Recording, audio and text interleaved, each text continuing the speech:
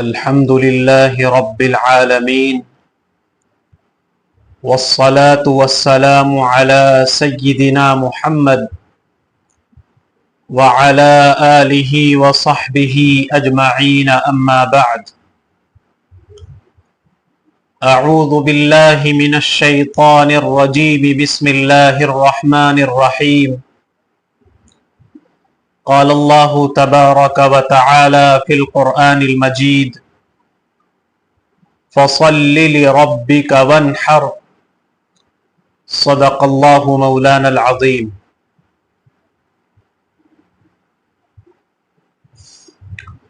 معزز سامعین، اکثر مذاہب میں اپنے اپنے عقیدے کے مطابق قربانی کا تصور رہا ہے. یہودیوں کے یہاں مختلف تہواروں میں قربانی کو بنیادی اہمیت حاصل ہے اور بائبل میں متعدد مواقع پر اس کا ذکر موجود ہے. یہاں تک کہ بعض وہ قومیں جو اپنے آپ کو ذبح حیوان کا مخالف کہتی ہیں وہ مذہبی قربانی کے قائل ہیں. جیسے ہندو بھائی کہ ان کے یہاں بعض تہواروں میں اور بعض استھانوں پر جانور کی قربانی دی جاتی ہے. عربوں میں اسلام سے پہلے ان باطل دیوی دیوتاؤں کے نام پر قربانی دی جاتی تھی جن کو وہ خدائی میں شریک تصور کرتے تھے. حج کے موقع پر بھی قربانی کی قدیم روایات چلی آ رہی ہے اور اسلام سے پہلے بھی مینا میں قربانیاں کی جاتی تھی. اسلام نے ان غلط تصورات اور اعتقادات کی تردید کی جو قربانی سے وابستہ کر لیے گئے تھے اور طریقہ کار کی بھی اصلاح کی. فکر و عقیدے کی اصلاح سے مراد یہ ہے کہ لوگوں نے قربانی کو ایک مشرکانہ عمل بنا رکھا تھا. اسلام نے اس کو عقیدہ توحید کا مظہر بنا دیا اور طریقہ کار کی اصلاح یوں فرمائی کہ قربانی کے جانور کو ذبح کرنے کے سلسلے میں جو تکلیف دہ اور اذیت رسا طریقے مروج تھے ان سے منع فرما دیا گیا.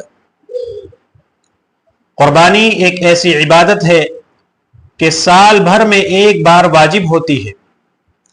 خود قرآن کریم میں اس کا حکم فرمایا گیا فصل لربک وانحر کہ اپنے پروردگار کے لیے نماز پڑھیے اور قربانی کیجیے. رسول اللہ صلی اللہ علیہ وسلم نے ارشاد فرمایا کہ جس کو گنجائش ہو پھر بھی وہ قربانی نہ کرے تو وہ ہماری عیدگاہ کے قریب بھی نہ پھٹکے.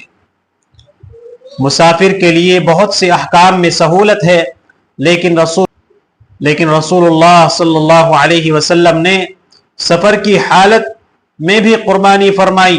حضرت عبداللہ ابن مسعود رضی اللہ عنہ روایت کرتے ہیں کہ ایک سفر میں ہم لوگ رسول اللہ صلی اللہ علیہ وسلم کے ساتھ تھے. بقرہ عید آئی تو ایک گائے میں 7 لوگوں نے شرکت کی. اسی لیے فقہا قربانی کے ضروری ہونے پر متفق ہیں اور ضروری ہونے کو فقہا احناف نے واجب کے لفظ تعبیر کیا ہے اور دوسرے فقہا نے ایسی سنت قرار دیا ہے جس کا ترک کرنا درست نہیں ہے.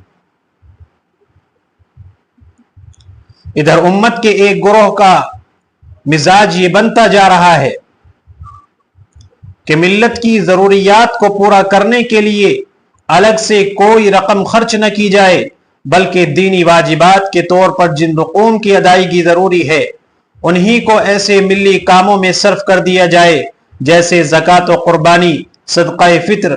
انہی سے بچوں کو عصری تعلیم دی جائے، بے روزگار نوجوانوں کو فنی تربیت دی جائے، ٹی وی چینل قائم کیے جائیں، میڈیا سے متعلق سرگرمیوں کو انجام دیا جائے، ہاسپٹل تعمیر کیے جائیں. غرضے کے یہ حقیر سی رقم جو غربا کی حاجت روائی کے لیے شریعت نے مقرر کی ہے سارے کام اسی سے لیے جائیں. मुसीबत ज़दा इंसानों की मदद करना यकीनन एक इस्लामी और इंसानी फरीज़ा है, लेकिन बाज़ गोशों से ये बात कही जाती रही कि लोग कुर्बानी न दें कि यही पैसा गरीबों पर खर्च कर दे। ये निहायत मरीज़ाना सोच है, इसलिए कि कुर्बानी वाजिब है और उसकी जगह सदका काफ़ी नहीं है। अगर इसके बजाय ये तहरीक चलाई जाती कि आइंदा जितनी शादियां होंगी लोग उनमें से 10% इखराजात कम करके उस रकम को गरीब मरीजों पर खर्च कर दिया करें, या ये कहा जाता कि हर शख्स खा वो सरकारी मुलाजिम हो या प्राइवेट बिजनेसमैन हो या मजदूर, हर महीने अपनी 3 दिन की आमदनी तालीम से महरूम बच्चों और बेरोजगार नौजवानों पर खर्च कर दिया करे, तो क्या बेहतर बात होती। इससे परेशान हाल लोगों की मदद का मकसद ज्यादा बेहतर तौर पर हासिल हो जाता और उम्मत में ये मिजाज पैदा होता कि वो अपनी जाती आमदनी और बचत से मिल्लत के कामों को अंजाम दिया करे, न ये कि ज़कात और कुर्बानी की इस मामूली सी रकम से सारे काम अंजाम दिए जाए और इन शरई वाजिबात के अलावा जेब से एक कौड़ी भी न निकाली जाए। इस मिजाज से मुसलमानों को बचाने के लिए अल्लाह ताला ने हुजूर अकरम सल्लल्लाहु अलैहि वसल्लम को खिताब करते हुए फरमाया, लोग आपसे पूछते हैं वो कारे खैर में क्या खर्च करें, आप फरमा दीजिए जो कुछ भी बच जाए। वयसअलूनका माज़ा युनफिकून कुलिल अफ़्व। इसी तरह कुरान मजीद ने मुसलमानों की ये शान बताई कि चाहे वो खुद फाक़े से दो चार हों लेकिन अपने भाइयों के सिलसिले में ईसार से काम लिया करें।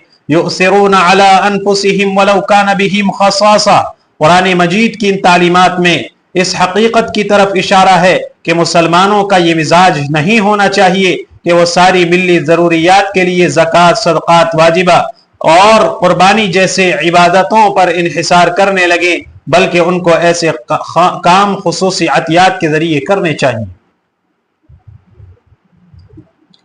कुर्बानी की अहमियत इसलिए नहीं कि उसकी वजह से बहुत से लोगों को खाने के लिए गोश्त मैसर हो जाता है और गरीब से गरीब शख्स भी इस नेमत से महरूम नहीं होता। चुनाचे इसलिए अल्लाह ताला ने इरशाद फरमाया कि जानवर के खून और गोश्त अल्लाह ताला तक नहीं पहुंचते, बल्कि तुम्हारा जज्बा इताअत अल्लाह की बारगाह में पहुंचता है। लन यनालल्लाह लुहूमुहा वला दिमाउहा वलाकिन यनालुहु तक़वा मिनकुम। क्योंकि ये एक अलामती अमल है जिससे हजरत इब्राहीम अलैहिस्सलाम और हजरत इस्माइल अलैहिस्सलाम की खुद सुपुर्दगी और फिदायत के जज्बात से हम आहंगी जाहिर करना और इस अहद को ताज़ा करना मकसूद है कि वह अल्लाह ताला के हर हुक्म के सामने सर तस्लीम खम करेंगे और अल्लाह की खुशनुदी के लिए हर तरह की कुर्बानी देने के लिए तैयार रहेंगे।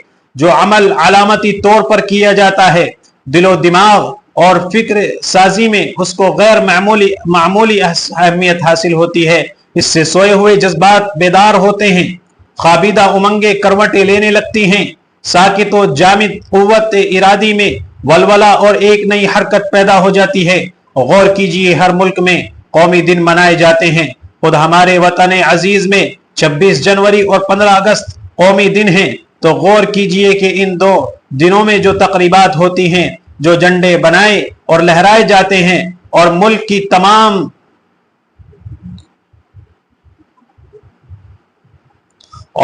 तमाम शहरियों की खुसूसी तातील रहती है, उन पर क्या कुछ खर्च न आता होगा। अगर इस सिलसिले में तमाम इखराजात का हिसाब किया जाए तो बहुत से अवामी काम इस रकम से किए जा सकते हैं। लेकिन क्या हमारा मुल्क या कोई भी मुल्क इस बात को कबूल कर सकता है कि वो इन तकरीबात को रोक दे और जो बचत हो उससे गरीबों के लिए खाने और कपड़े का इंतजाम करे? नहीं और हरगिज नहीं, क्योंकि ये तकरीबात हुब्बुल वतनी के जज्बे को उभारती है। इन प्रोग्रामों के जरिए मुल्क से वफादारी के अहद की तजदीद होती है, कौमी भाईचारा परवान चढ़ता है, लोग अपने बुजुर्गों की कुर्बानी को याद करते हैं, खुद अपने अंदर नामूसे वतन के लिए कुर्बानी का जज्बा उभरता है। ये इतने अजीम मकासिद है कि कुछ लोगों को खाना खिलाने और कपड़े पहनाने से कहीं ज्यादा इनकी अहमियत है। इस्लाम में 2 अहम सालाना त्यौहार रखे गए हैं, एक रमजानुल मुबारक और उसके साथ ईद उल फित्र और दूसरे ईद उल अजहा। रमजानुल मुबारक के रोजे और उसके इख्तिताम पर ईद उल फित्र और उसके साथ साथ सदक़े फित्र, नुज़ूल कुरान مجید کی یادگار ہے، اس لیے رمضان المبارک کے آتے ہی پورے مسلم معاشرے میں قرآن مجید کا غلغلہ بلند ہونے لگتا ہے، تراویح کی نماز پڑھی جاتی ہے، تلاوت قرآن کی مقدار میں اضافہ ہو جاتا ہے، عظمت قرآن پر اجتماعات ہوتے ہیں، یہاں تک کہ قرآن مجید کے نسخوں کی خریداری بھی خاص اضافہ ہو جاتا ہے۔ یہ سب کچھ اسی علامت عمل کی دین ہے، اس کے بغیر بڑے سے بڑے اجتماع اور تحریک بھی یہ بات پیدا نہیں کر پاتے۔ بقرہ عید اور قربانی بھی ایک علامتی عمل ہے، اس لیے رسول اللہ صلی اللہ علیہ وسلم نے قربانی کے بارے میں فرمایا کہ یہ محض جانور کو ذبح کرنا نہیں، بلکہ یہ تمہارے باپ حضرت ابراہیم علیہ السلام کی سنت ہے، سنت ابیکم ابراہیم۔ اور اسی لیے رسول اللہ صلی اللہ علیہ وسلم نے ارشاد فرمایا کہ قربانی کے دن سب سے افضل عمل یہ ہے کہ انسان قربانی کرے۔ رسول اللہ صلی اللہ علیہ وسلم کو قربانی کا اس درجے اہتمام تھا کہ آپ صلی اللہ علیہ وسلم نے مدنی زندگی میں پورے 10 سالوں میں سے ہر سال قربانی فرمائی۔ اس عمل کی اہمیت کی وجہ سے آپ صلی اللہ علیہ وسلم نے اپنی لخت جگر حضرت فاطمہ رضی اللہ عنہا سے فرمایا کہ قربانی کے وقت تم وہاں موجود رہو، اس کا اجر یہ ہے کہ ہر قطرہ خون کے بدلے تمہارے پچھلے گناہ معاف کیے جائیں گے۔ قربانی کا یہ مقصد صدقہ اور لوگوں کی اعانت کرنے سے حاصل نہیں ہو سکتا۔ پھر غور کیجئے تو قربانی میں غربا کی مدد کا پہلو بھی نمایاں ہے۔ اس موقع سے لاکھوں کی تعداد میں جانور خریدے جاتے ہیں اور بہت سے مویشی پالنے والے یا اس کی تجارت کرنے والے غریب لوگوں کو کثیر آمدنی حاصل ہو جاتی ہے۔ ایک ہی وقت میں قربانی کرنے کی وجہ سے بہت سے ایسے غربا کو گوشت پہنچ جاتا ہے اور وافر مقدار میں میسر آتا ہے، جنہیں گوشت کھانے کے لیے 15 دن اور 1 مہینے کا انتظار کرنا پڑتا ہے۔ آج بھی دیہاتوں اور شہر کے غریب محلوں میں ایسے بہت سے گھر ہیں جن کے لیے گوشت خریدنا دشوار ہوتا ہے۔